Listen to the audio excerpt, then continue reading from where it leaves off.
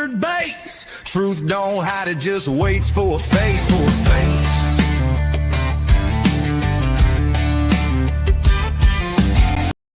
Big footprints in a pine slick path. Bob Lazar files with a government laugh. Court dates lost in a sea of red tape. We ain't 10-4, we just stay awake.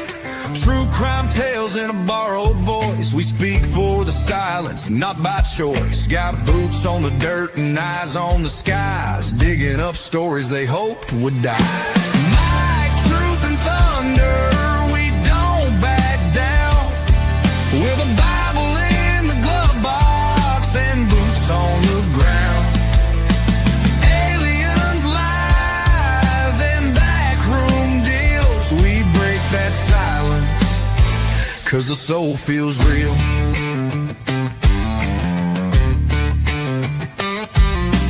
Military broadcast, midnight run, teaching vets how to speak what the war's done. From trigger pulls to microphone stands, from combat zones to healing hands. Public records, missing names, unsealed files, classified games. We chase what's buried, not what trends, and we pray for light at the truth's deep end. Might, truth, and thunder, we don't back down. With a Bible in the glove box and boots on the ground. Aliens, lies, and backroom deals. We break that silence, 'cause the soul feels real.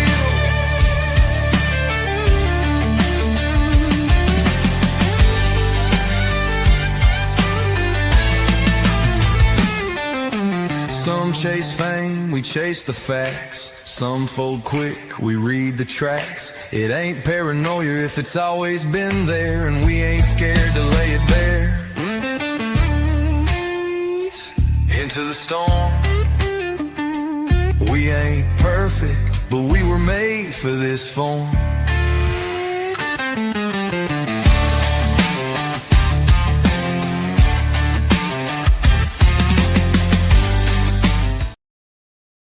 Hello, everybody, and welcome to Into the Weeds podcast here on Military Broadcast Radio. I'm Amber. And I'm Alaura. And thank you so much for being here tonight. We have a really good show for you tonight. But Alaura, what did you do this week? I flew to Tampa and I went to a My Chemical Romance show. And then I hung out with some friends because we're from Tampa or that area. And then I flew back. So between CrimeCon and Tampa and like 2 really long layovers in DC that were just long enough to inconvenience me, but not long enough to let me explore. I've had a long week and I'm back to work too. So yeah, no complaints there. I'm a little tired. I was sleeping like all day until like a couple hours ago. I was like, okay, I got to shower. Yeah, and I've actually been sleeping most of the week, recuperating really. So yeah, no, I feel you. I found myself napping, which is not something I usually do. And I don't know if it's because my body was completely worn out or if the new medicine I'm on is making me tired. It's probably a mixed bag there. I sleep a lot and I've continued to sleep a lot. So I'm trying to recover from the stuff that I've done. It's been a lot. So, and I still have another busy couple weeks ahead of me. Yes, so. We do. And I'm going to be in Springfield tomorrow with Ashley. Ashley just got there a little bit ago. Oh, and did she? Yes, she did. Oh, I'm jealous. I wish I could go, but I have to work. I already took like 10 or 15 days off of work. So I need to stop. Yeah. 15, that's what it was. 15 days off. So yeah, I think so. Yeah. Well, at least vacation days, right? Yeah, most of them. There were a couple that weren't vacation days, but my birthday is next week, and then after that, I have I'm probably gonna go camping. So I got a lot. So I need to rest a little bit. Yeah. So today we have somebody that we actually met at CrimeCon, and she was so sweet to us. She acted like a mom of CrimeCon, basically going around making sure everybody was comfortable and just being a light to the expo hall, really. Yeah, she was definitely, there was some cool people that we met, but she was definitely like the nicest, sweetest, most genuine person, I feel like. So it was really cool. So I'm glad that we can have her on today. Yeah, and so today, and we're speaking to Maggie Zingman, and in September of 2004, her 18-year-old daughter Brittany Phillips, who had just returned to her home in Tulsa from college in Florida, she was settling into her new apartment at the Glen Eagles apartment complex. On the night of September the 27th, she was last seen feeling not well. And days later, Brittany was found in her apartment. She was sexually assaulted and strangled. And this is really going to frustrate you guys because despite DNA collected at the scene and tested, her killer has still never been identified. And over the past 20 years, Dr. Maggie Zingman, by the way. Yes. Yeah, you can't forget that one. Yeah. She carries Brittany's story across the country in her caravan to catch a killer. And I'm telling you what, if I had something happen to one of my family members, you better believe I would be going just as hard as Maggie's going. Absolutely. We saw it in the parking lot. It's beautifully done. And I Yes. think it really gets the message across that needs to be. Yeah, and she's pushing for advancements in DNA technology, transparency in cold case investigations, and justice not only for her daughter, but for other families still waiting for answers with their cold cases. So without further ado, we're going to actually bring Maggie up. The interview of the week is brought to you by Jersey Mike's, a sub above. Hello, Maggie. Hi. Thank you so much for being with us today. Oh, this is such a gift to me anytime that I can, speak about our case, speak about the issues with cold case. And you two, I'm not sure I was the caretaker of Crime Company. You guys were so sweet. We just automatically connected. Yes, we did. And we've now found out all kinds of different commonalities between us. So it's been very interesting. It really has. So, Maggie, can you tell us a little bit about Brittany beyond the tragedy before we get into the actual case? Yeah, just real briefly, she was born foreboding in a way, looking like an angel. Both she and her brother were birthed through a C-section. So she came out with this perfectly round head, no hair for 2 years. And after 2 years, she grew these just beautiful blonde curls. And that was the way she looked for the whole time. But she was very creative when she was young. She danced, she did gymnastics. She was also very empathetic and also very adventurous. We actually called her middle name as Accident because by the time she was 3, she had stitches in her chin, stitches in her forehead. She was fearless. Yeah, that's my beautiful daughter. That was maybe 6 months before she was killed that we had those pictures taken. But she would, like you said, we had some similarities. I went to college in Florida, then got married to her dad and had her down there. And we would go back and forth between Florida and Louisville. And she had these long blonde curls, and you've probably seen some of the pictures. She would wear a hat. She just was creative in her dressing and stuff. And she would stop traffic and people would go, "Oh, why did you perm your daughter's hair?" I mean, she was just, I'm prejudiced, but she was so beautiful. But, she just, she reached out to people. She would just talk to people.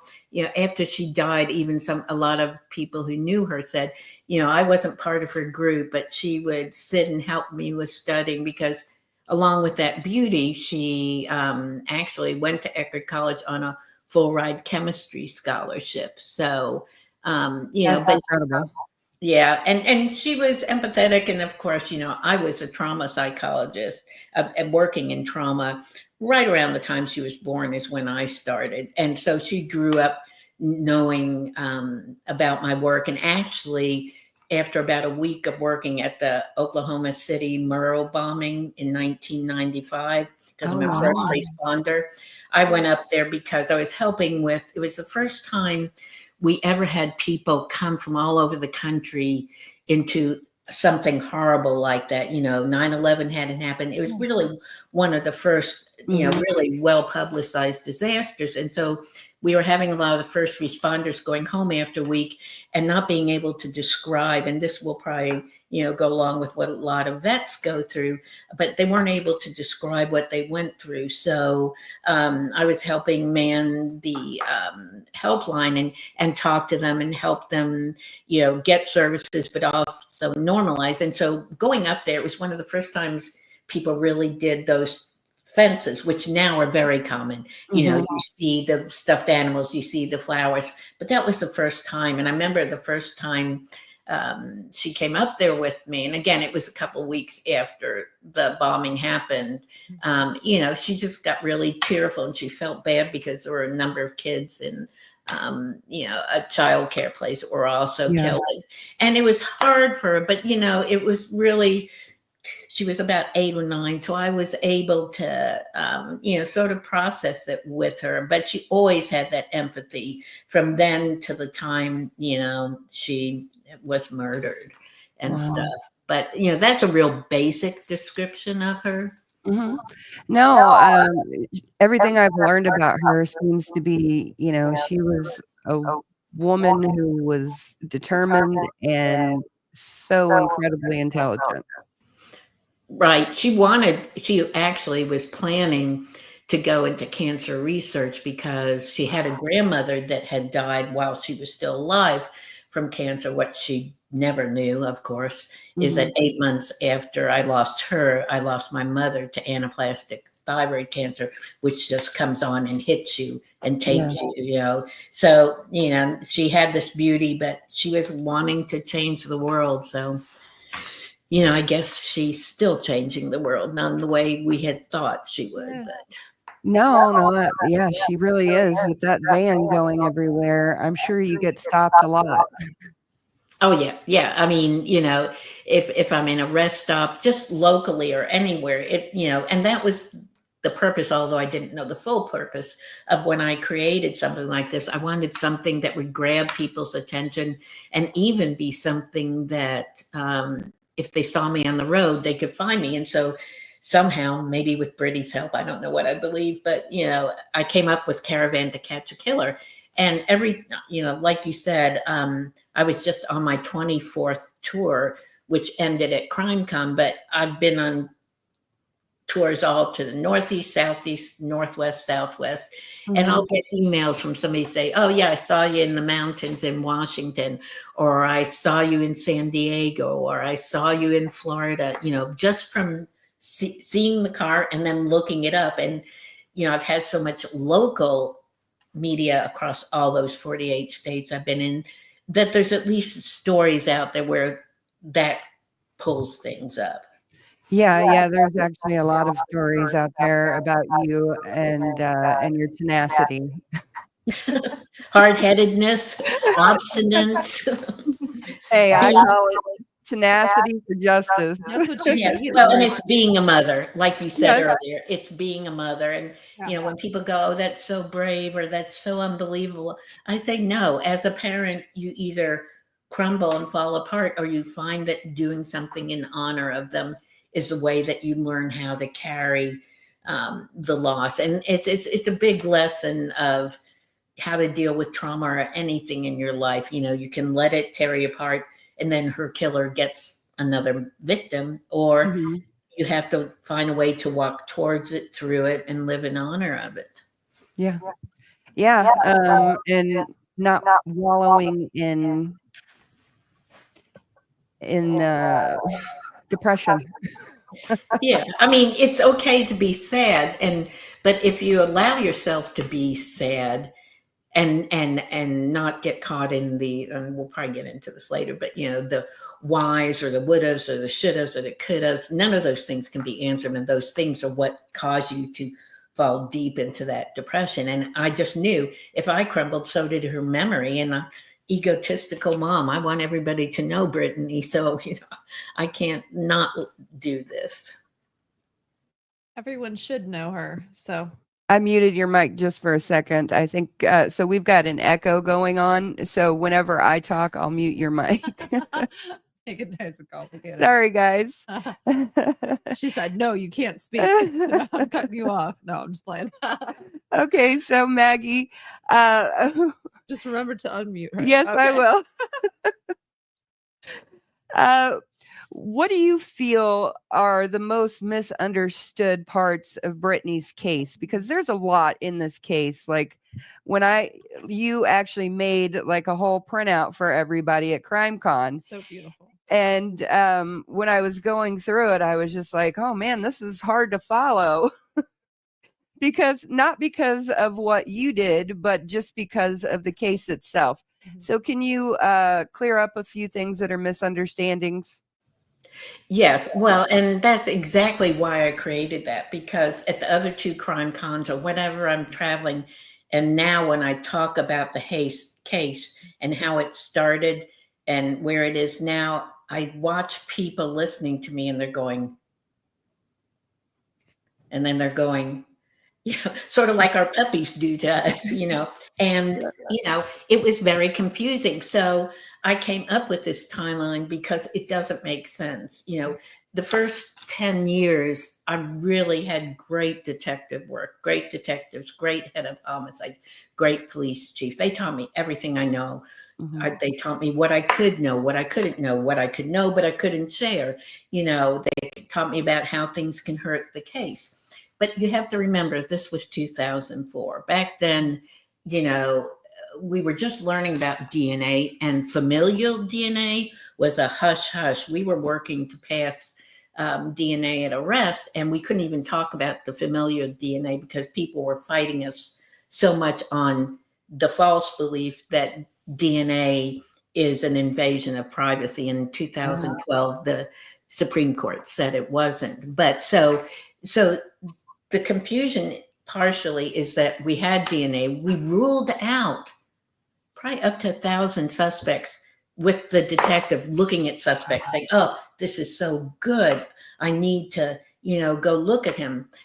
And that's sort of why the caravan came, because as we were ruling out 600, 700, I said, how do I get this story nationwide?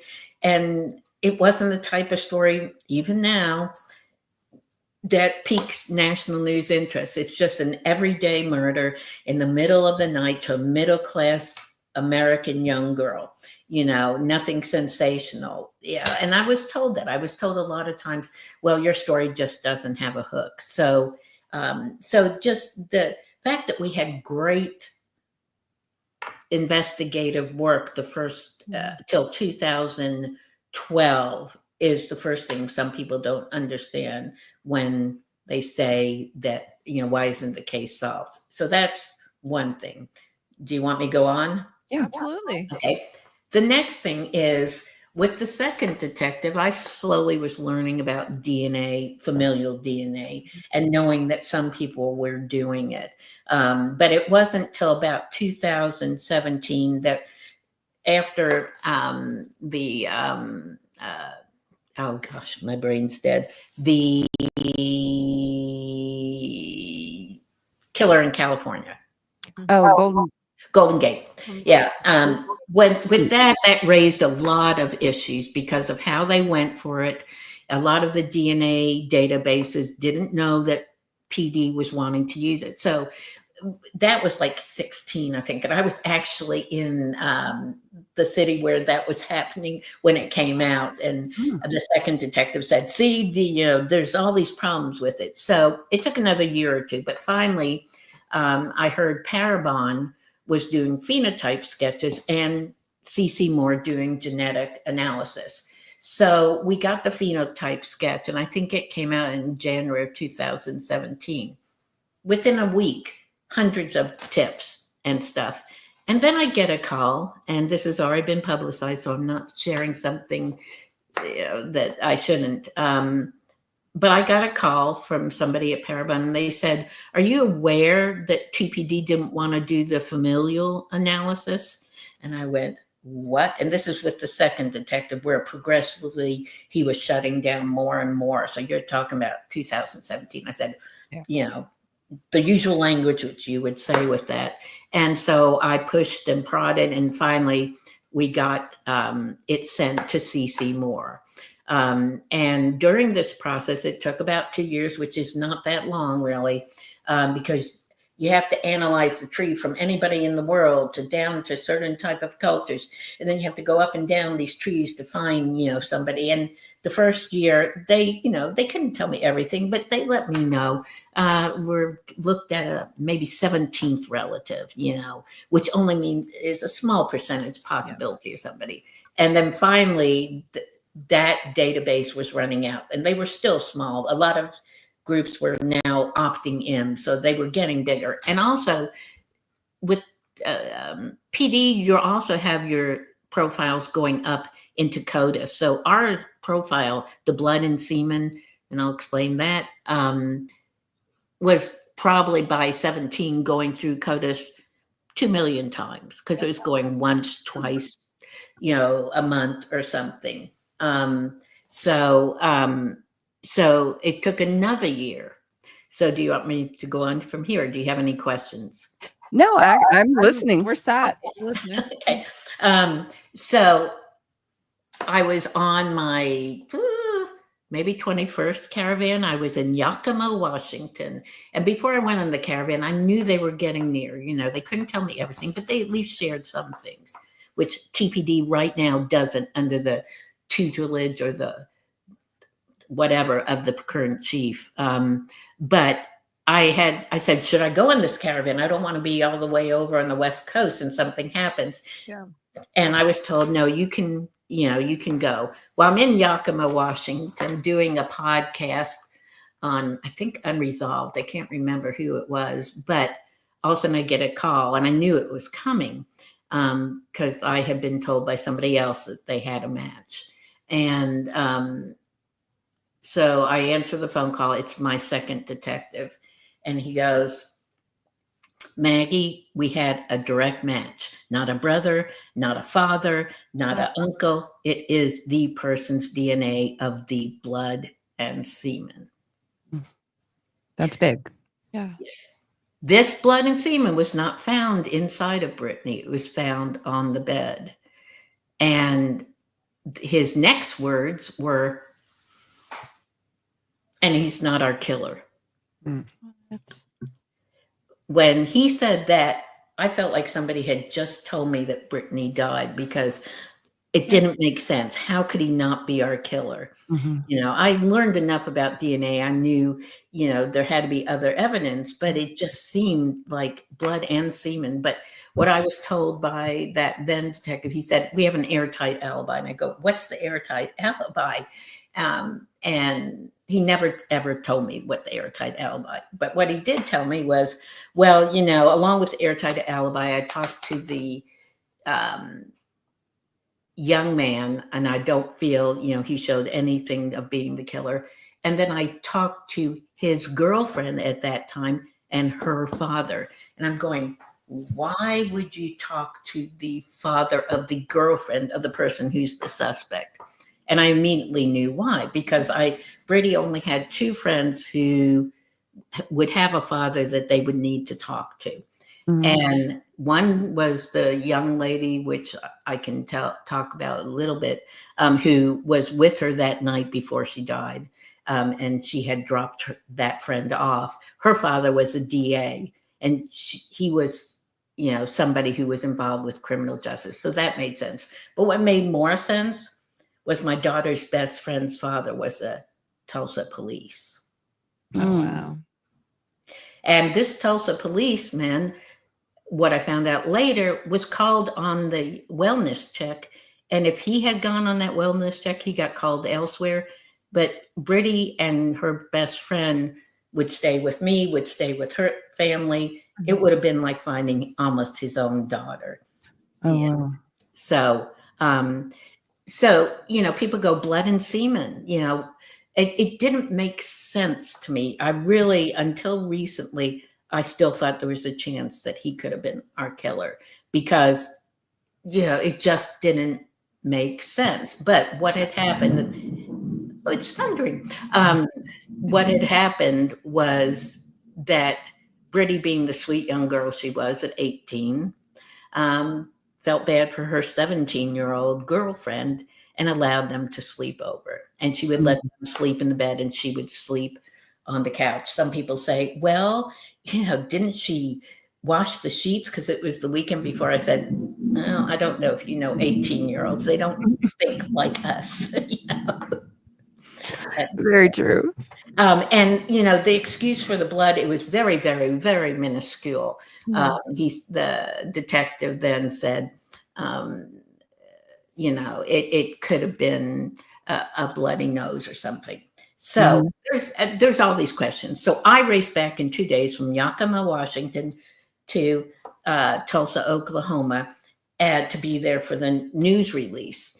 And I say, what are you going to tell him? He just said, oh, we'll just talk about how we looked at a suspect and he wasn't our killer. I said, what do you mean you looked at a suspect? I said, CeCe Moore made a direct match. Aren't we going to say that? He said, I don't know what we're going to say. So I have a beautiful reporter, Laurie Fulbright, who's been with our CBS local station for 30 years. She's been with me since day one. She and I broke the news that morning after TPD broke it in a different way, because TPD said we had DNA that a phenotype sketch was made from. We got many tips from these pictures, and one tip we went out and interrogated him, and he wasn't our killer. Versus what Laurie and I broke, which is the truth, is that after a year and a half of analysis, Parabon's CeCe Moore made CeCe, I was afraid my puppies were going to do that. CeCe Moore, after a year and a half analysis, CeCe Moore of Parabon made a direct match to the DNA that also the phenotype sketch was made from, and he's not our killer. So I think probably your viewers are aware of, if you say a tip comes from a sketch and that person's not the killer, then you think, oh, that sketch must still be valid, i.e., a white Caucasian male with blue eyes, blondish hair, versus the DNA from the blood and semen was identified to be the individual. We went out and interrogated him, and he's not our killer. So we still get tips from that picture, because Tulsa police to this day refuses to, this is where the case starts getting crazy, refuses to say that it was a direct match. They would not let CeCe Moore. CeCe Moore wanted to do a story with me on her ABC show about how sometimes you can have DNA and you're not going to be able to get your killer, whether he is or not, because he isn't most likely. They wouldn't let me go on that show. They wouldn't let her talk to the media. When we got the second funding, when I got the second funding for DNA, they wouldn't let it be sent back to Parabon for a more DNA analysis. So they still refuse to say that she made a direct match. Does that make sense? No, it doesn't make sense. Hold on. No, it doesn't make sense. And it's very confusing, because why would they keep that sketch out there if they've already said that that guy is not the perpetrator? So, yeah, they don't keep the sketch out there, but the sketch has the internet life of its own.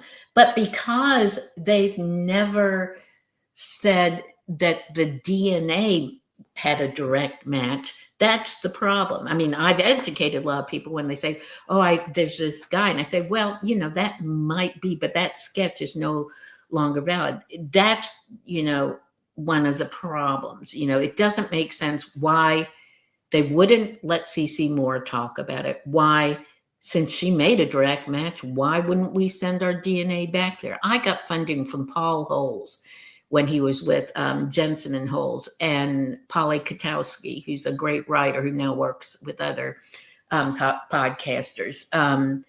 And that money initially was going to go to Parabon, and at the last minute, the second detective told me, no, Paul Holes said it had to go to Othram.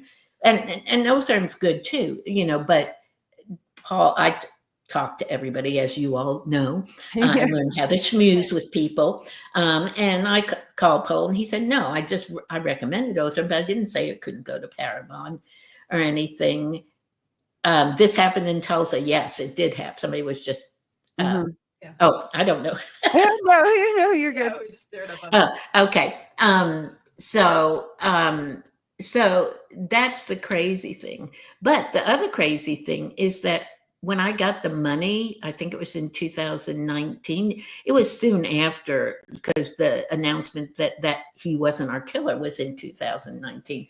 I got the money pretty soon after, and it took till 2022 to get the paperwork going for us to send it off. And then the second detective retired over a weekend and hadn't sent the paperwork off. So the paperwork for the other DNA, which now brings up another question, was not sent off and signed till 2023, which is when Othram got it. So here's another twist and turn. And if you look at that piece of paper I gave you, it says timeline for the 2 pages. And then the 3rd and 4th page say twists and turns, because it's crazy. It's like a very badly made for TV movie. I learned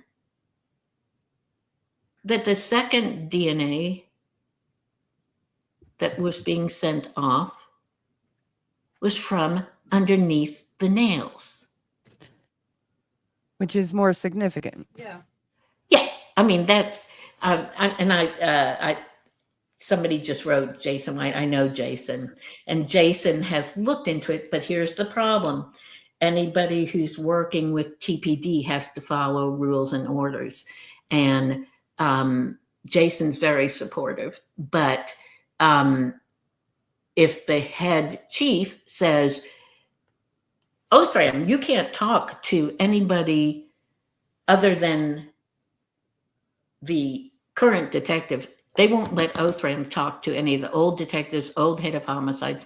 The old detectives are people who solve the cases. But going back to the DNA, I warned you, I zig and zag. You're fine. But going back to the DNA, why didn't they send it off? I don't remember them. I know that their first detective told me he was there to see all the swabs taken. When the envelopes happened, which we'll talk about, we looked at the medical examiner's report. We can't find any of the reports of the swabs. So what my concern is, and I just started thinking about this at CrimeCon because of questions, great questions that people were asking, is did they lose that? Is that why they didn't send it out? Tulsa police will not answer any of my questions. I just got an email from the detective, first one that I've gotten, even though I send monthly texts and emails because they won't return my calls, that said he just admitted that our DNA analysis is in maintenance. I've known it's been in maintenance for about 5 months, but they just told me that, now. So, but I'm zigging and zagging. But the DNA underneath the nails is the reason partially that I know that first DNA is no longer considered our killer. Yeah. At least not primary, because to send another profile out, you have to make sure it doesn't match any of the other ones. So we knew the blood and semen matched each other, but we had like 2 or 3 mixed profiles, which is a whole bunch of things. But we knew that the profile from underneath the nails did not match the boyfriend. And we knew it was a different culture. Mm-hmm. So it took me many years because people kept saying, oh, well, that second detective really, because I'm working, one of my detectives for 1 year after the good one is now head county sheriff. I couldn't survive without him. So from the minute that they said that the DNA from the first one was not our killer, I was working with him behind the scenes. I've been working with Cheryl McCollum Mack, which most people should know, for behind the scenes. the old head of homicide. There's a lot of retired TPD on the Sheriff's Cold Case Task Force. Mhm. I've been working with them. They've been offering their services to look at the case since 2020. And around 2022, it looked like Tulsa maybe was going to work with us. And then in 2023, they said no. And now they won't. They refuse to allow any cold case. They won't respond to Cheryl. They say to me, oh, we have the best detectives here. People come from all across the U.S. to ask us for advice. We don't need anybody else. You know, I've traveled 330,000 miles through 48 states. I talk to many police departments. It's not about, oh, let's catch them making a mistake or they've done something bad. It's called a fresh set of eyes. Mhm. This police department with the current chief, and I know they're listening because they listen to everything I do. He refuses to allow, and I'm being told, because I know other cold case families, and I know a lot of retired people who are working on the task force, that other people are not getting their stuff looked at. So is it just all ego or what? Maybe a little bit of ego, corruption, potentially. Yeah, choose one, because they won't talk to me. You know, I was allowed one meeting about 2 years ago, and at the meeting, it was a meeting because they hadn't told me who the new detective was after my detective retired in 2023. And so I just said, can we get an update? I want to find if you're using MVAC, you know, touch DNA. I just want to find out what's going on. Mhm. And so the then deputy chief, who's now chief, started the meeting with, so Dr. Zingman, you have a problem with how we're doing our case? And he has all his department heads in there. I said, I don't have a problem. I just want to know what's going on. Mhm. And, you know, later I said, you know, that was pretty condescending what you did. And he said, well, I checked with all my department heads and they said I didn't say it that way. And yet my detective who works as a contractor with them said, yeah, he did. Yeah. And you're a professional victim advocate, right? Well, I'm more than that. But the funny thing is, I don't know. I've trained victim advocates in Oklahoma. I'm a trauma-focused psychologist. I've been working in trauma since 85, and then for the last almost 30 years, I've had my PhD and worked as a psychologist. So one of my things, because I work in trauma, is the state attorney general had asked me a number of times to train their victim advocates. And one thing we do with victim advocates is we say the victim or / survivor has to be the person who decides things. Even though we know we need a SANE exam, you know, the sexual assault nurse exam, you can't force them into it. You can't force them to have somebody be in a meeting. So my meetings with Tulsa police, I'm told I can't have a meeting with them unless their victim advocate is in the room with me. And she's very sweet, but again, I have no need for her to be in there. And they say, no, you cannot have a meeting with us. And I go, so you're covering yourself. You're not, it has nothing to do with me as a survivor. And I can handle it, but other people are going to be intimidated. Yeah. You know, that's nuts. And the weird thing is Tulsa police, active cases wise, they're becoming very trauma informed. That's why Jason White is so good in what he does and stuff. And he trains a lot of people and everything. But the reason that many of us in many states are fighting for Homicide Survivor Rights Act is because how can you say at 20 years that you don't want to allow anybody else to look at the case? Yeah. No kidding. Yeah.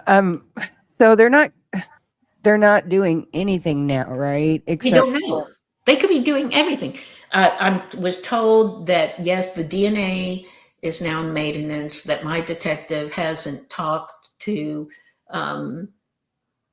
Othram in about 6 months, and he also told me, because I've been asking for FBI involvement for the last 5 to 7 years, Uh-huh. and they've never said anything. But I said, have we thought about maybe getting FBI involvement? And I've been told by some people, I think there is some. But I was told by the detective, who's usually saying what his chief is telling him, is that families aren't allowed to know what agencies are helping with the case. I think after 20 years, they should be a lot more open with people. They should be a lot more open after 10 years. To say that a family, basically, I was told by the chief that he wants his detectives to focus on the cases and not talk to families, that families can talk with administration. And I'm sure you all do this, read some of the research on best practices, because watch out, people, I'm a scientist too. So don't try to snow me under with this stuff, which they hate me for that. That's why they don't like me. But best practices in criminal justice, they say that the cases that get solved are the ones where, even if it's just little, that a detective goes, I'm thinking of you, nothing new. Hey, we're sending it to some agencies. Hey, we're looking at maybe talking to the FBI. When a family member is sitting there not going, why won't they tell me anything? What's going on? What's going on? When they're just going, hey, I'm looking forward to my monthly talk with them, then their brain feels free enough to remember things. Yeah. I mean, it doesn't make sense. They're either inept, have done something wrong, or it doesn't make sense. Because if you all know on that timeline, I mean, not identifying the first DNA that it was identified. The second DNA, why didn't they send that off? And then we get in 2023, at the same time that Tulsa police decide not to let a cold case group look at it, we get an envelope. Oh, yeah. Yeah. The envelope that you found out about so 20 long years after. later. Yeah. Oh, God love my ex-husband. Not. So real quickly, I get a call from my ex-husband who's becoming Catholic or something. And he asked me if it's okay if he annuls our marriage. And I was like, hello, the minute I divorced you, I annulled it in my brain, but that's okay.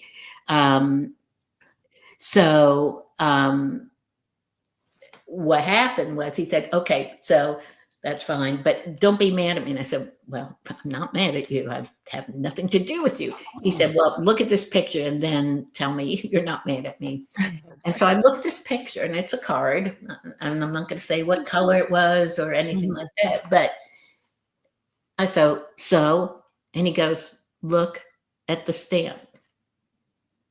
Now, for your listeners, if you've ever bought a stamp at a kiosk, and somebody just gave me a point about this, which is a really good point, but if you've ever bought a stamp at a kiosk, you put your letter on the way thing, and then it tells you, and you write in the address, and then it tells you what you owe. So you put a card in usually. And what comes out is a piece of paper that has adhesive on the back, but what's on the front is the printing of where the stamp was bought, time, and date. Yeah. It's not a stamp that was on the envelope and then stamped. It was printed that way. And that stamp was 2 days after Brittany died. What he told me was that 10 days after he got home, he started talking about all these weird things, and it's why I divorced him in 89. But anyways, he started telling me all these weird things happened when he got home. And then 10 days after he was home from the funeral, he said this envelope came, and he said he showed it to his dad and to his kids and his wife. And it's really important to remember this right now, that he showed it to all these people, and everybody looked at it and stuff. And he said, and then I put it in a box because it was the only piece of Brittany that I had, and I forgot about it. You forgot about it. He And forgot didn't about tell it for you. 20 years. He forgot about a laptop she had for 10 years. He forgot about a computer she had borrowed from him. But anyways, that being said, he said, I'll send it to the police. I said, no, I've lost evidence. Send it to me. And so I got it. And then I called the police. And I gave it to them within a day. But 2 days after Brady dies, a stamp. So possibility, she was so busy because she was at school, and she was at a urgent care that night after school. Then I talked to her. Then for the next 2 nights, I didn't talk to her. The third night, which would be a day after that stamp, I called and she didn't answer. And it was 1 o'clock the next morning when I got notified. But so I called the detective and I say, can you please, just come to the hotel, because I was still living in Lawton and I stayed at a hotel to pick it up. So he comes to pick it up, not just him, but his head of homicide, Lieutenant Watkins, the one who has lied about whether we have requested cold case help, and another the officer. So before they picked up, they told me, well, we don't know if we can do it because we're really understaffed. We have just one police officer going out on call. Sometimes some calls have to wait 2 hours. So then they come with 3 people to pick up this envelope. And the head of homicide says to me, I said, well, I'm going to talk to media because most likely a friend mailed it. No, you can't talk to media about this. It'll hurt the case. I go, hurt the case? How? He goes, because somebody could say that they mailed it. I said, I'm not going to show it. He said, it won't make a difference. And then he goes, and my God, who would, and meanwhile, I have somebody on the phone listening to this conversation, so I'm not just making it up. He goes, and really, like, who would remember mailing something? And it was 18 years at that point. Who would remember mailing something 18 years ago? And I looked him straight in the eye and I said, if I mailed something for somebody and I learned 3 days later that she was murdered, I sure as hell remembered. Yeah. So they took it, didn't tell me anything about it. So this email where I finally, after half a year, get a response from TPD. In this email, I always ask 3 questions. Are you willing to allow cold case people? What's going on with the envelope? And is DNA at maintenance? So he answered DNA is at maintenance. But what he said about the envelope was, we got it back from the FBI because they had told me they sent it to the FBI. The only people's handprints on it were Brittany's. Well, that doesn't make sense. 2 days after. I mean your husband's, Yeah. your ex-husband. Let's not even talk about that. It goes to the post office. Yes. Yeah. It gets pulled out of a bin. Yes. There's Logic. So, I mean, he didn't even think, and I've just started saying this, so I'm sure it'll get back to them. That's pretty damn stupid. Yeah. No, yeah, I agree. He was probably told to say that. I mean, and the whole thing is that ever since this, I have a lot of investigators. I have a lot of people. News Nation was trying to do a story after Orlando Crime Con for a year, but Tulsa wouldn't respond back to them. The People story that we had, was talking about, because that was from the Nashville, that story came up. I was talking about all these twists and turns and everything. Not one of those things got written in the story because they got the detective to say 1 or 2 nice things about how I'll probably be the reason the case is solved. But all my criticism got taken out because everybody wants to have the PD to be part of the story. Criminal justice won't do our story because TPD will never respond. So, I mean, there's so many twists and turns, but if anybody wants to be a little bit more confused and a little bit clearer on things, I will gladly send them the timeline, because listening to myself it's like, So Maggie, there's something that I want to know. So in Brittany's bedroom, in the closet, was there was supposedly an access point yes. to her apartment in there? Can you explain that to everybody? Yeah. So this shows how good my detective was. I mean, really, he kept turning over things, but my detective was 6'3" ish.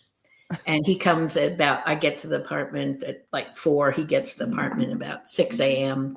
and stuff. And he's asked me questions about how things look and stuff. And he walks into the closet, points to the mess on the floor. I say, well, that's pretty typical for Brittany.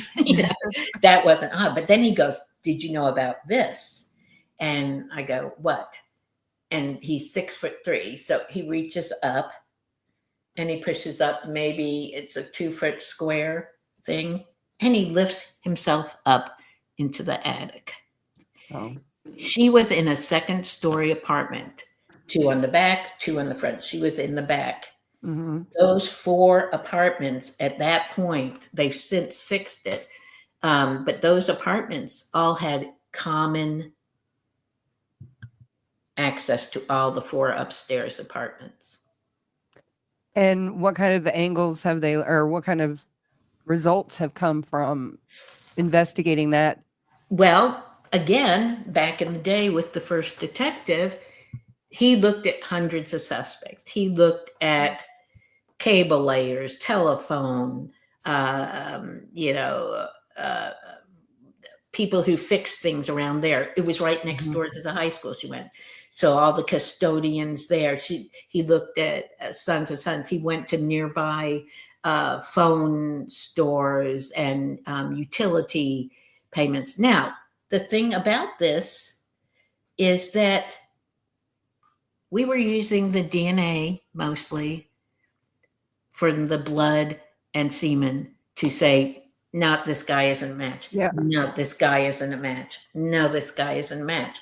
So when they said that DNA was not a killer, and knowing that it was the DNA that was identified, they should have gone back over all those old suspects, because we went back to ground zero. That's the thing that kills me. But every time if I've asked them, did you go back over this one? Because we had some really good suspects that maybe would fit the profile now. They tell me, we've done what we need to. You don't need to question who were. I mean, how dare they? I mean, you treat me this way. You just make me more of a fighter. And I have fun thinking of ways that I'm going to get back at you and show you out. But most people aren't that way. Most people, this would devastate them. And I talked to families here in Oklahoma, but part of my caravan this year was Moms Across Borders, where I'm having somebody who has a murder in Washington State and Wyoming that they can't resolve, one in Atlanta that they can't resolve, one in Nashville they can't resolve, one in Denver. And when we're all saying the same things, this is where we nationally have to have a voice, because we don't get the due process that criminals do. And I'm all for due process. I am, very upset that certain things aren't getting due process now. But this is ridiculous, And then I've had old detectives want to talk to the new detective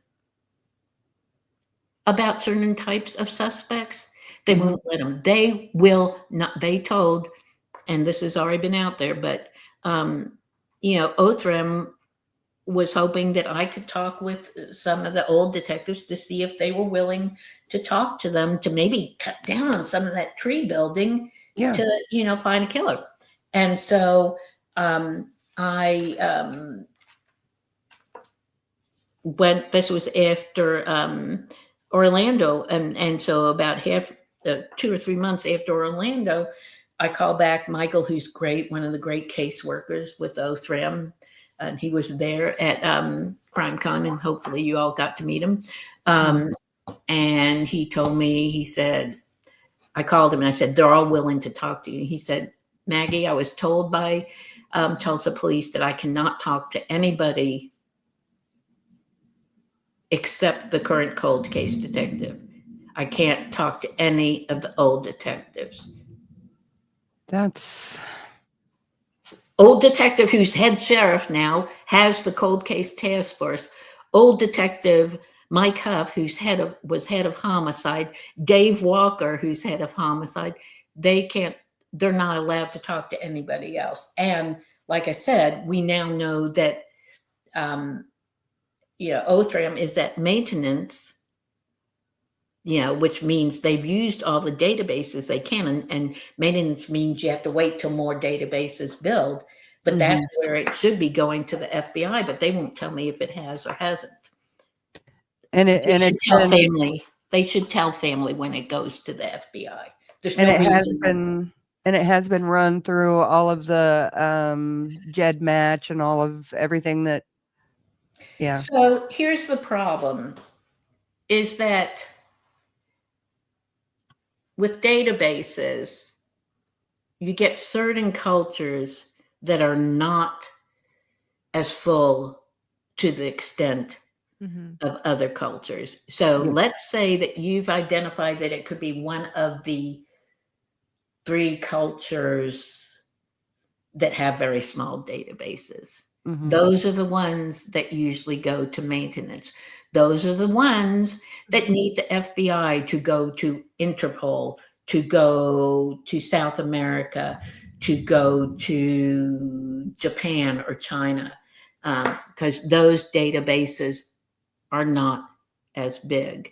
And then too, as you know, CODIS, but half the problem is still there's many states that still don't take DNA at arrest, even though all it does is get the criminals off the street earlier and actually gets out the false imprisonments. So, but I could go on and on like I usually do. No, you need to go on and on because clearly nobody's listening. I mean, the best. Well, you all are listening. People are listening, but the people who should listen aren't. But what keeps me going is that I have Cheryl McCollum. I have you guys. Yeah. I have Dr. Laura Petler. I have Gold Shields. I have, so many podcasters, new people that I met. And hopefully they're all calling TPD, offering their services. And even though TPD may say no, they're going to be hearing from a lot of people. And that's what I say. If you have any type of services, offer them to TPD. Yeah. You'll get a no most likely, but they're going to have, if they have 10, 12, 15 people, they can't keep ignoring this. And why would they? It doesn't make sense. No, it doesn't make sense. I don't understand why, if we have the technology to get it done and there's an overabundance of people willing to help, why they're not doing that. That just makes no sense. It makes them look really bad. And it makes them look corrupt. And I'm not saying they are. But for them not to do this, that's what it looks like. Exactly. And I think it would go a long way if they did something to earn your trust back. In the very and part of it is, and I get this from so many of the 8 families that I met this year on the road, is they go, you just go home. You don't understand criminal justice. Well, my response to them is, we're hitting the 21st anniversary on October 4th. So I say to them, I've been studying criminal justice for the last 20 years. I was taught, and they hate when I say this, I was taught by some of the best the first 10 years. So, but they're telling that to other families, and that will shut people down. It's ridiculous.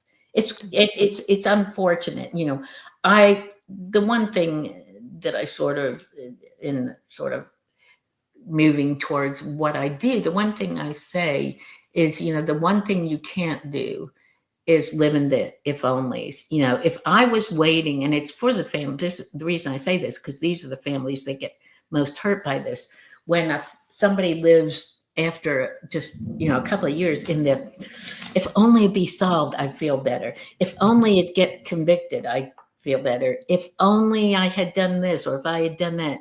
those if onlys, you have to learn how to live in spite of it, because of it, and in honor of it. And those if onlys, there's a lot of people who don't know any different, and that's where they're living. And so when police departments do stuff like this, they give up. And rightly so, because they feel like it's never going to get solved. So I'm just, I just don't know how to do it, And so part of my mission is just trying to help every single damn family that I can, because I refuse to, if I can't change them, I'm going to change how we deal with them. Mm-hmm. Yeah. So you were talking about moms across borders. Can you explain that? And I think it's an amazing idea. So I'd like to hear more about that. Yeah, well, it's still in the forming stages, but it came about because my first stop in Georgia, I was talking to these parents, and both of them had murders that happened in different states, and they were having issues with crossing borders. So I thought, oh, this is moms across borders. But then in Nashville and then in Virginia, in Roanoke and Lynchburg, I started going, but we're all having the same issues. So then it was that, oh, we're moms with same issues across borders. And so we began talking about it. And so part of it was twofold. One, gaining a power in the voices, because like I said earlier, if we have somebody saying, this isn't just a Tulsa problem, this isn't just a Nashville problem, this isn't just Wyoming problem, whatever, this is a national problem where homicide families are being shut down and turned away from their own cases, and stuff. And then we were talking about different things we've done. And, I've become pretty savvy. I mean, I had billboards before anybody else did. Mine were in 2007 when Lamar Billboard donated them from 2007 to 2009. But, I've learned about a lot of things. What I didn't know was about Seasons of Justice. Seasons of Justice is a group that funds reward funds, billboards, different things. So I started going, okay, so Moms Across Borders is one, gaining that voice, but it also needs to be a clearinghouse where we learn of, I hate to say it, but new homicide families or cold case families, and we start giving them a playbook. Now, there are other groups that are doing that, but we need that. And so I think it's that joint. We need power in the voice, because like anything, it's when you have more voices saying the same thing. Does that make sense? Yeah, it makes total sense. There's so many that I have never heard of that, it's like there's so many cases out there that you just can't possibly know them all.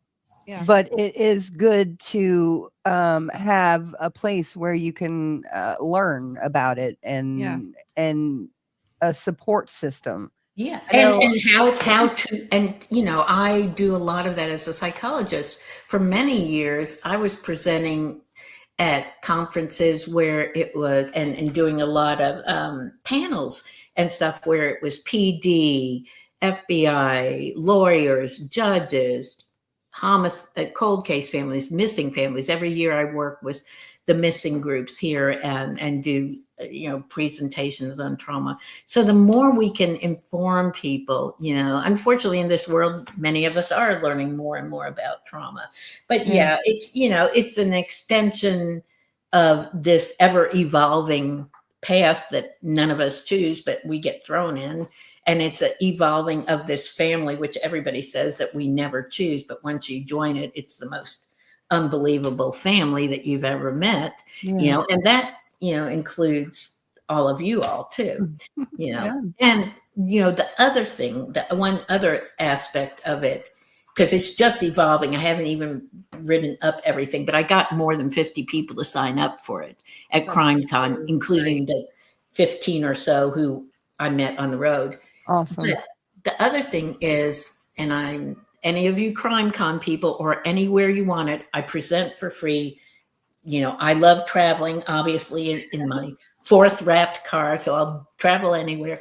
But one thing that I've been trying to present at CrimeCon, but other places that deal with cold case and everything, is we need to know about the impact of trauma. And the reason I bring that up here is because, and we talked about this, is that, we, for 30 plus years, 35 really, I've researched and worked in and understand what people bring to the traumatic incident. And so a lot of that is not just the families, it's the first responders, it's the podcasters, it's the reporters, it's even, I was talking with some people, with some of the very well-known shows, and even they acknowledge, and I think at regular psychology conferences, when we present on this, a lot of people, it's why I love my work with veterans, because what I'm trying to do is help people to understand that response to trauma is normal. It's normal, logical, expected reactions to abnormal events. The events are what's abnormal, but the way we respond is normal. I don't know if you all knew it, but at least 3 or 4 people got sent to my table. You all might have even sent me somebody, but because they were getting triggered by stuff at CrimeCon. Oh, wow. I can believe it. It's a really heavy place. Yeah. And yeah, I could totally see that.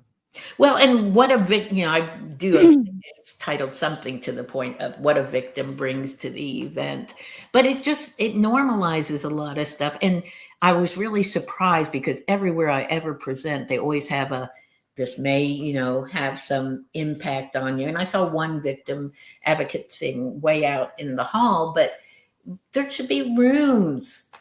And some of us have talked about that, of maybe getting together a volunteer corps, of having some rooms where people know that they can go to sort of decompress, or maybe briefly just, not do therapy, but just briefly sort of process some stuff. Yeah. So I'm asking, Great idea. If you went to CrimeCon, suggest that for next year, whether it's me or somebody else. Yeah, it's definitely excuse me, it's definitely an overload of information, and it's tragic information and traumatic information. So, and I didn't even go to any of the breakout sessions or anything because, I went for like 10 minutes, but I started falling asleep. So I had to get up. It was boring. Not because it was boring. Yeah, I know. It's hard because we have long hours at our tables. Yes, exactly. We lost our voices just about. Yeah. So, yeah, but it's such an informative place, but it's an overload of traumatic information. So I think that's a great idea to have that there. Especially since it's just, it's just caring about, because, 1 out of 3 or 1 out of 4 women, have been assaulted, that we all, in these days and times, from COVID to everything else, shootings, we've all been exposed to things, and I love the fact that families share their experience. I think that's very helpful. But I think we have to have some of the other side of it, of just normalizing the trauma response and normalizing it across all traumas, because that's one of the hardest things. Is sometimes people think, oh, well, my trauma is different than others. At the core base, no, the response is the same. It's self-blame, it's shame, it's wondering why, it's trying to avoid. I'm reading some things that people are saying. I'd love to get a copy of this, because I probably have missed some things. But hopefully you'll give them a way to contact me. So yes. But anyways, there's that. No, I was gonna say something. I can't remember what it was. But with CrimeCon, there's so many people that get into true crime because of something that they've experienced in their lives. And like you said, a trauma area or somewhere they can decompress or talk to somebody if they're able would be so amazing, because a lot of people don't realize how much something really affects them until they're put in a situation where they have to confront that trauma directly. Exactly. And I learned, I was a trauma survivor before I ever came into this field. and in my teens and 20s, and got some help in my late 20s. And I didn't think you could get better. And I just kept pushing it away and pushing it away and stuff. And the one thing that my therapist that I model myself after, my psychologist, they said, you have to be sure you're really going to be fine-tuned healed, because if you still have underlying emotional issues somewhere along the way, that overstuffed garbage bag is going to get popped. And so I really, because of the type of trauma that I work with, from first responder to now combat vets, I had to be sure that I was healed. But so many of us, to help others, to do podcasts, to be whatever, it helps us feel better. But if we're not dealing with our own stuff, it's gonna get you at some point. Yeah, and that's kind of what military broadcast radio is. It's helping veterans get out of their heads and just voice their, their trauma, their thoughts. And I can tell you, it's been a huge blessing to me to just be able to process the trauma. And I'm still learning that I had more trauma, that I didn't realize was trauma. When we were in Denver at CrimeCon, I told a story to Alaura and Millennial about something that happened to me. And, and after I told the story, I was like, oh, that's actually kind of traumatic. Not good. Yeah. Well, yeah. Because trauma is when something out of the blue, unexpected, out of your control, threatens your life, i.e. emotional life too, or your health, and stuff. And, with the military, and it's true across other populations, but, it's the hold everything in, show not having emotions is strength. And so I worked a lot with infantry, I still do, special forces and stuff. And, I had to help them understand that actually them having the emotions and their kids being able to see that in the long run can make their kids not do the hoorah, gotta be strong things too. And the one funny thing that I say to a lot of my guys and gals is stuff, and I tell them, and this sort of goes back to CrimeCon, is that the only people that don't get PTSD at some level are psychopaths and sociopaths. Okay. Yeah, So right. I always say, so guess what? You're not a psychopath, because they're the mass killers. They're the ones that have no guilt, no empathy, who think the whole world owes them and stuff. So, when I do that, you sort of get that little light bulb going on. Oh, okay. Not that they totally believe it when they first start with me, but a year or two later, then it's usually okay. At least we don't have that going for us. That's hilarious. I didn't even think about that. Yeah. But no. So what else do you do for veterans? I mean, is there any kind of programs or anything that you've done with them? Well, it's sort of unofficially and officially. I work, officially to pay for my caravans and my home and everything else. I work with them doing assessments. I'm not VA, but the VA had to farm everything out because they were denying everything. So now we do that. And then I do a lot of pro bono counseling with a lot of them, because if they don't get the services, they have the services at the VA, but sometimes it's not what they would help them. So I do a lot of pro bono that. Then I do writing. You said about art and stuff and everything. So I do writing workshops, emotional healing through writing. Actually, I'm going to be doing one in October in honor of Brittany's birthday. But a lot of times what our experiences are all emotional. And so the real healing from trauma is the underlying emotions, the unresolved loss, the whys, the what-ifs, the unresolved shame, the self-blame that we think we could have done something different. But when we go through anything, everything's encoded through our senses: sight, sound, taste, touch, smell. And so what happens is all those emotions are embedded in our senses. So all of a sudden, you have a smell, you get triggered. You have something visually at CrimeCon. like a couple of tables down from us. I don't know if you heard about some of that.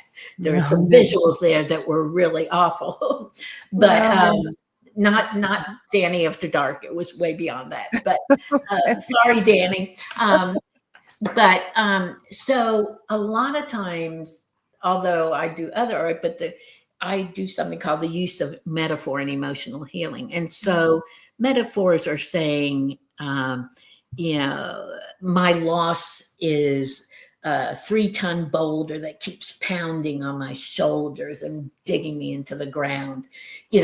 When you do images like that, you get into the emotions in a much clearer way than to say, I still blame myself for the friend that died in my arms. And I don't, sorry to trigger guys, but that's what I deal with all the time. Yeah. And so it gets you in touch with those emotions. So I try to do a lot of writing workshops. And then there's great programs. We have somebody, who does horse therapy, riding therapy, but a lot of these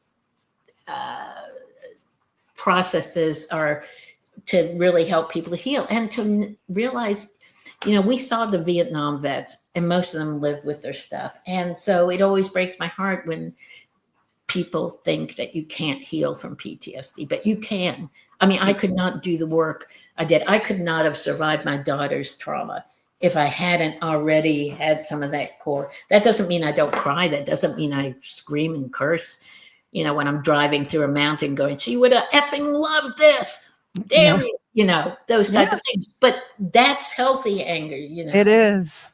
So, and then, I try to, connect them to services, other services too. So, it's part of my process is just wanting to normalize it, because so many, especially of our, mostly guys, but some gals too, from the early Iraq and Afghanistan, these guys and gals deployed more times across more areas of war than any other time. Now, that doesn't mean that Vietnam had its own type of stuff and everything, but, a lot of the Vietnam vets are, we're slowly getting them into therapy and then they're unfortunately passing. But this is our new combat vets, and just so many of them, it breaks my heart when they think they're going to have to live their lives like the Vietnam vets did, because there is a way to be able to, I say this all the time, in a weird sort of way, healing through trauma and working through it, you have a more enhanced life than some people who have never gone through this. Does that make sense? Oh, it totally does. I can relate to that. I've had a very traumatic life, and that's why you're in this field. Right? It gives you a heart to try and help people. Yeah, living the life that I've had and knowing the people that I know, and I mean, I'm connected to so many cases and weird stuff, and it's just like, it's all around me, and I just I learn from other people's mistakes, for one. Yeah. That is a gift. It really is a gift. Can't even learn from their own mistakes. It really is a gift. I mean, honestly, that's one of the things that's kept me sane, is learning from other people's mistakes. Oh, yes. Yeah.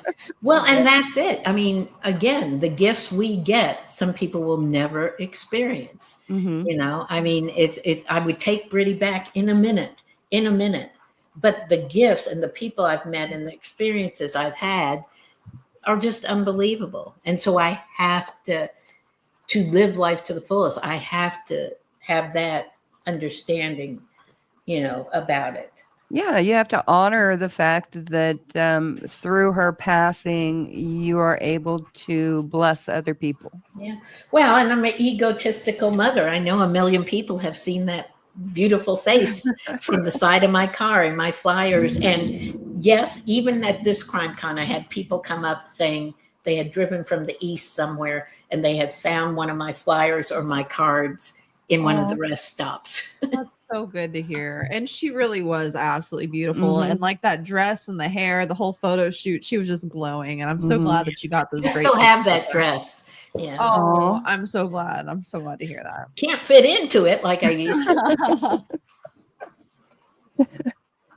Okay, Maggie. So, is there anything that you want to let anybody know, or our listeners know about you, or about what you're doing, what's coming up in the near future, and how to contact you if Yeah. they need to? Yeah. How to contact me?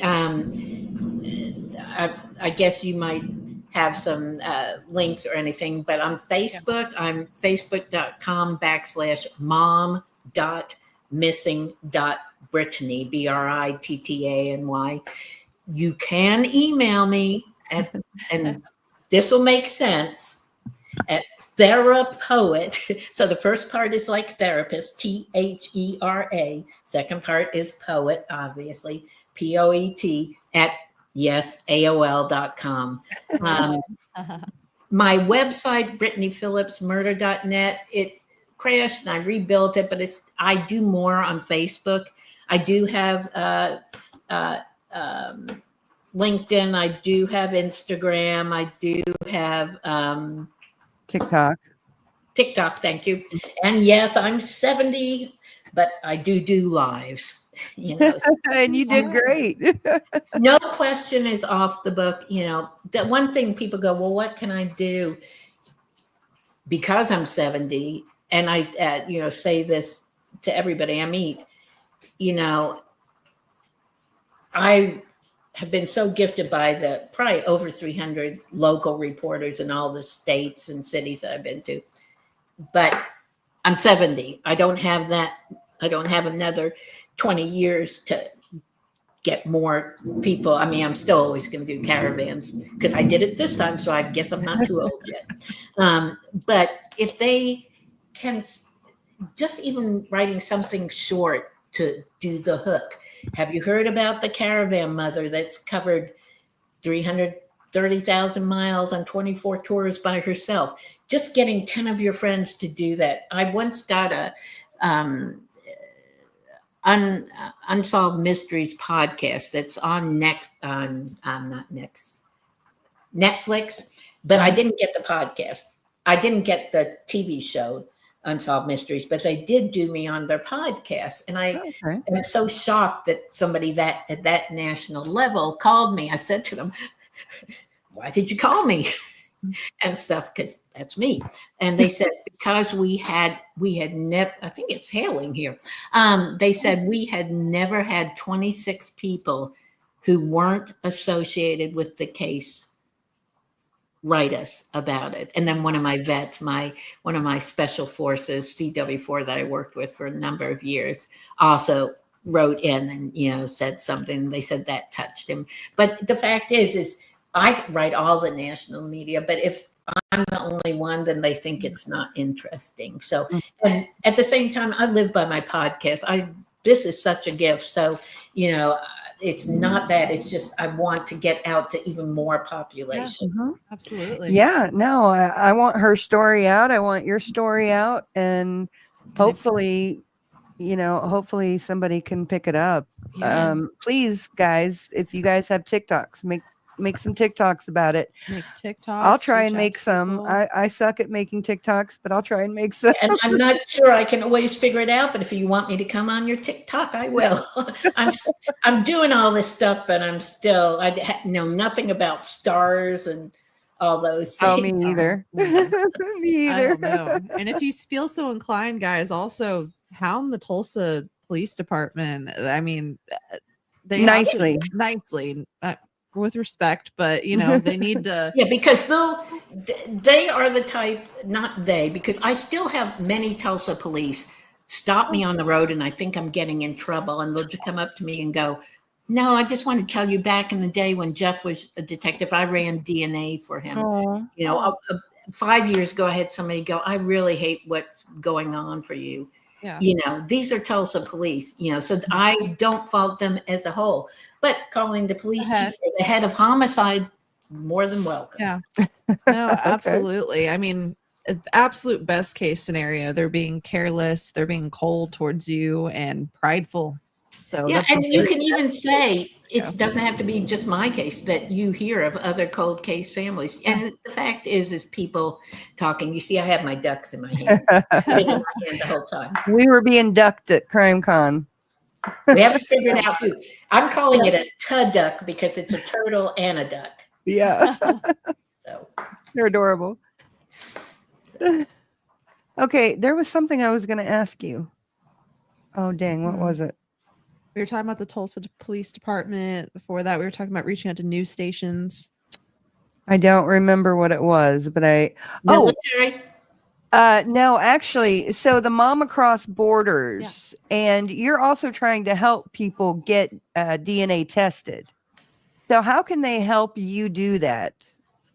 Well, part of it is, it was extremely expensive way back when, so I know groups like Season of Justice, and that's sort of what we're trying to do is get the names of a lot of these groups that will help fund, but we will help fundraise for that. I mean, a lot of this, hopefully I'm going to get the page going right after her anniversary and stuff. So it'll have a lot more in it about it and stuff. But if nothing else, we can talk about the process of how we did it. I have found that like Parabon, where CC Moore was, they have a lot of crowdsourcing.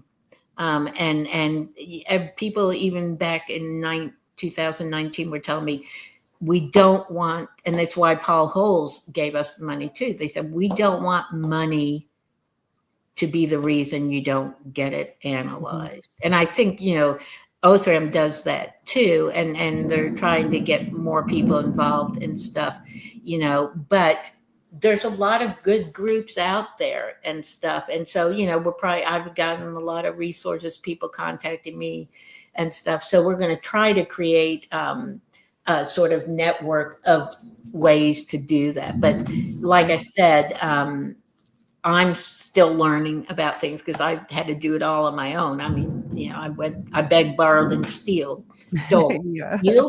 Begged, borrowed, and stealed. So, but Moms Across Border, we want it to be a clearinghouse and then a place to have voice. So, if you need help on how to contact your police department, whoever that tells, I'm reading some of the thing I look at. It's the computer. Oh, no, not at all. I was actually going to tell you whenever I saw you in person, I saw like the long flowy skirts. I got very Stevie Nicks vibes. I just love the whole very celestial. Ever since I've been in my mid-20s, I have been told that because I wear shawls and long skirts, I don't know if you can hear the sun. Yeah, we can. It's always Stevie Nicks, and I say, well, I wish I had her voice, but I tend, it's that boho that I've dressed since I was 15. I just haven't changed. Well, you look adorable. I absolutely love it. I dress like that a lot. Not today, not at CrimeCon, but I just adore it. So yeah. Well, Maggie, I definitely want to learn more about what you're doing, and I'm trying to find an organization to donate to help in true crime, and I haven't figured out what I want to do yet, but I'd like to take some of the proceeds that we make here and donate them to something in true crime, since we're talking about true crime. Well, and I'm just learning. Me at 21 years, just learning about Seasons of Justice. And I haven't really looked into it a lot, but it looks like they both do fundraising. Plus, like I was saying, Kathy Nealon, I think that's where they got a billboard for her son, based out of Georgia and stuff. So, and I think the broader the group's known, I think that's really beneficial because it's going to reach more people.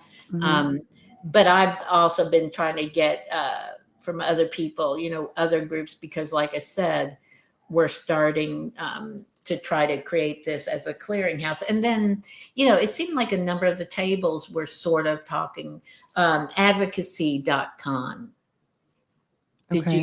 Did you get the flyer from them? I don't remember seeing that one, but that doesn't mean anything. I will send you a picture.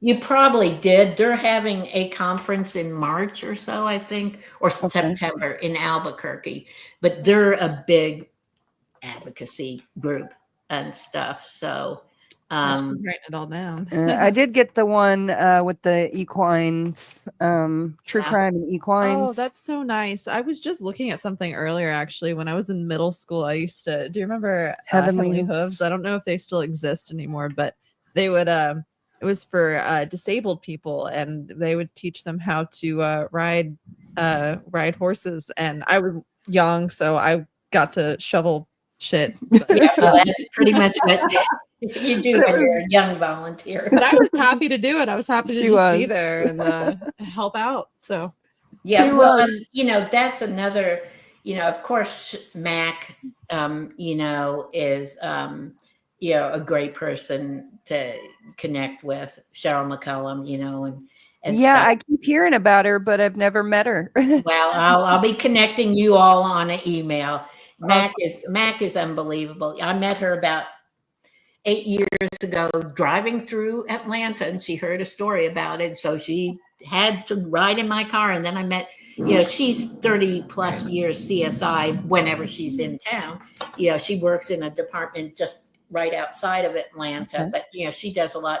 Then Dr. Laura Petler is, somebody does a lot of training with horses and stuff. And together they do wine and crime and equine or something and stuff. So, but they're good resources too. But I'll connect you all to them.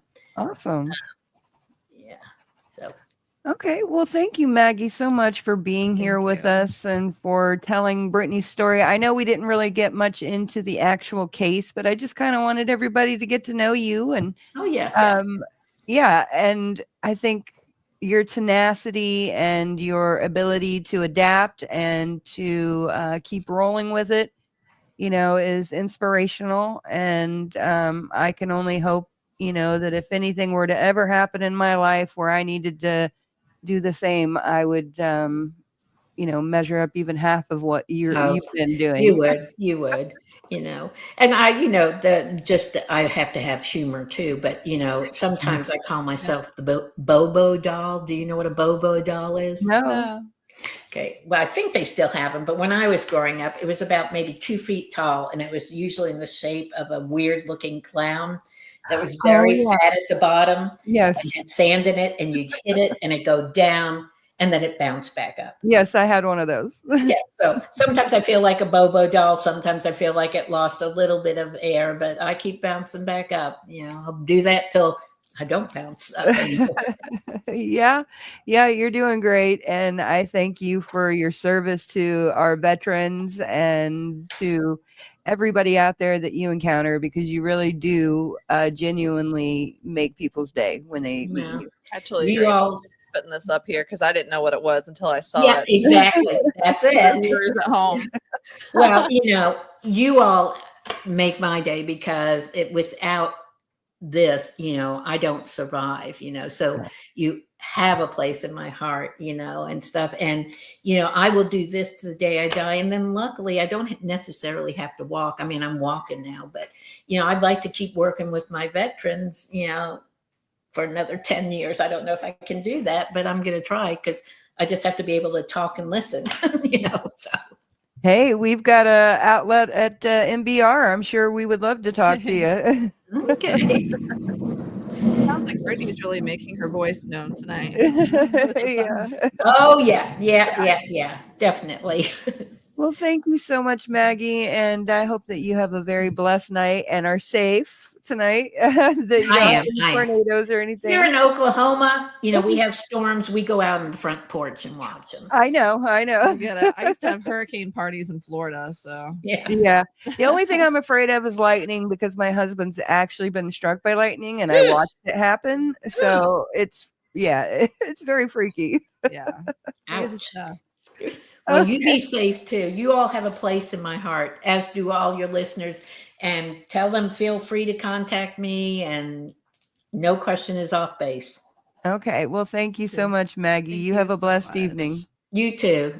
Bye. Bye. Have a good night. Okay, guys, thank you so much for joining us. And we're going to say goodnight. But tomorrow I will be in Springfield and I will be hanging out with Ashley and Nancy Simpson from the Toll Podcast. And so I'm looking forward to seeing if anybody will actually come and do an interview with us. I don't know if anybody will or not, but we're going to be stationed there at the E Factory in Springfield, Missouri, on the Missouri State University campus, to interview anybody who's willing to come and talk to us about Dee Dee Blanchard. I mean, we can talk about Gypsy as well, but I'd prefer to know more about Dee Dee Blanchard. That's why I'm going to learn more.